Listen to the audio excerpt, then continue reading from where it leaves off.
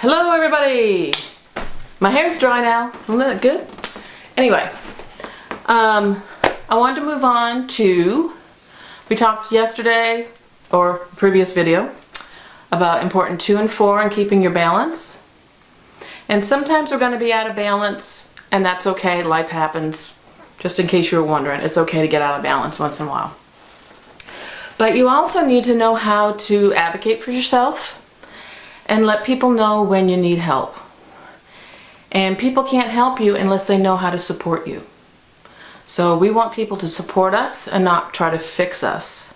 So the only way we can do that is to let people know how best to support us.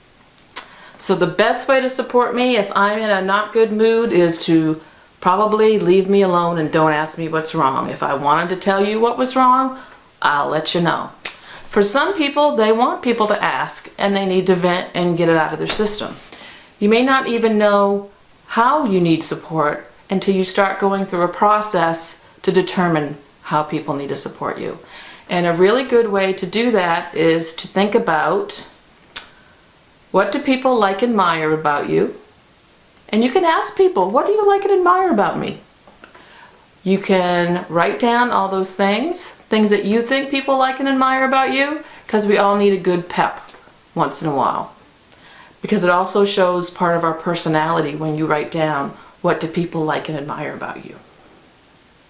And then you can write down, what do others need to know to best support me? Okay? People that come to my live trainings know that even though I tried to lose weight, I'm still having a hard time with that because I love sugar.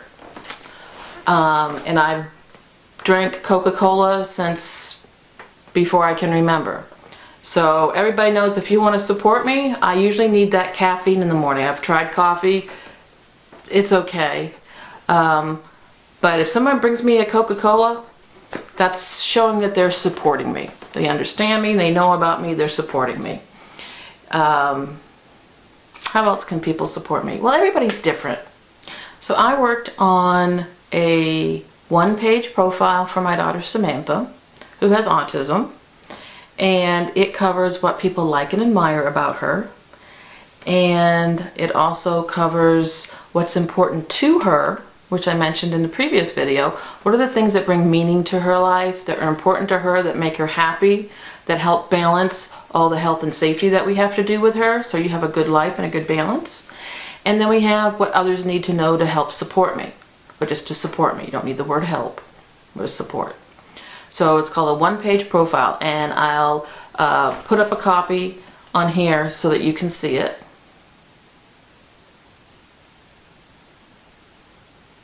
Now you want to do this with people, in a group. We're all stuck at home. We have kids at home. You can do this for everybody. If you have children from ages 2 to grandparents living with you, get together and have a contest and see what can each other say nice about each other. What do each of you like about each other? What do you like and admire about them? You might find out that they think things about you that you didn't even know. That'll make you feel good. They're like, oh, I didn't know they felt that way. You know, that's really nice. And you're going to add it to your list. So you make a list of what people like and admire and get input from others. I know I tried to sit down and write this for Sam, and I only had like 5 like and admires. And then I asked her sister, well, what do you like and admire about Samantha? And she rattled off like 10 things. I'm like, oh yeah, oh yeah, oh yeah. I hadn't even thought of that. And it was really nice to hear it coming from her sister. And it added to the things that I knew but I didn't think of at the time. And they were all totally accurate. So you want to do this in a group with other people, family members, people that you are comfortable with, and talk about things that you like and admire about each other. So that's a nice little activity to do while we're all stuck inside. The other thing is to do then is, remember the previous video I had important the balance of 2 and 4 and the importance of 2. What is important to me?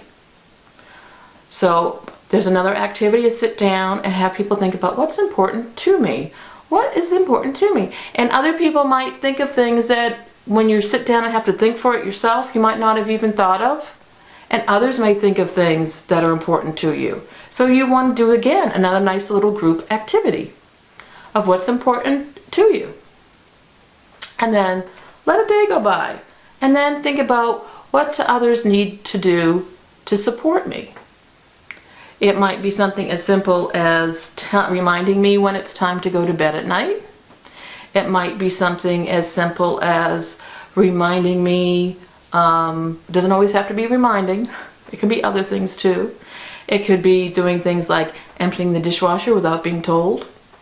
Stuff like that, that's what a mom could put down. That would be a good support for her.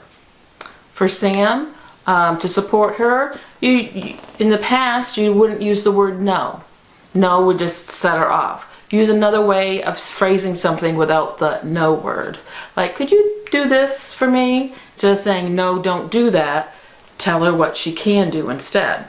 That's always a good thing for anybody. No one likes to hear the word no. Another way to support her is cooking for her. She really doesn't have much interest in cooking. She can put stuff in the microwave and things like that for a minute, but as far as on the stove cooking, you'll try to get her to do something and she might for a second and then back off, like, no. So cooking for her is a way to support her. Another support for Sam would be using first and then. First we can do this and then we can do that. So those are supports for them, for her. Support for my husband is allowing him, he has a morning routine that he does. So following his morning routine is very important to him and for him.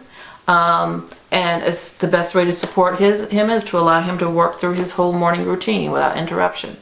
I can support him by starting his coffee for him as part of his morning routine, helping him with his morning routine.